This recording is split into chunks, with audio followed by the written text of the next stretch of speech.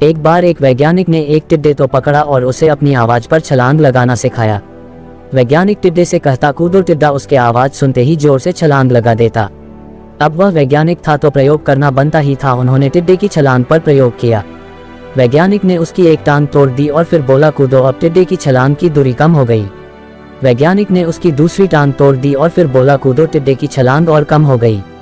अब तोड़ी गई उसकी तीसरी टांग, फिर छलांग की दूरी और कम हो गई। एक एक करके बेचारे टिड्डे की सारी टांगें तोड़ दी गई।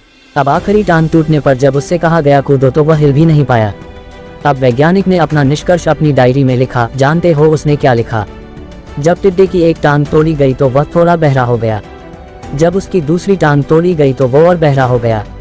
हर टांग टूटने के साथ वो और बहरा होता गया और सारी टांग टूटने के बाद वह बिल्कुल बहरा हो गया। अब जोर जोर से चिल्लाने का भी उस पर कोई असर नहीं हुआ।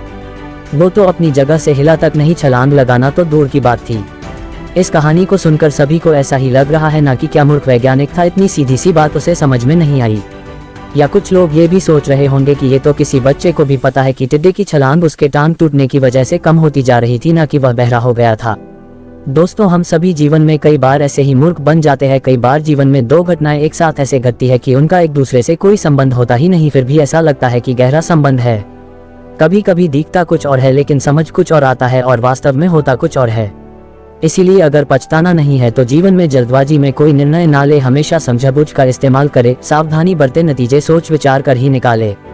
दोस्तों, आपको मोटिवेशन की आग पर ये छोटी छोटी कहानियां और सिक कैसी लग रही है?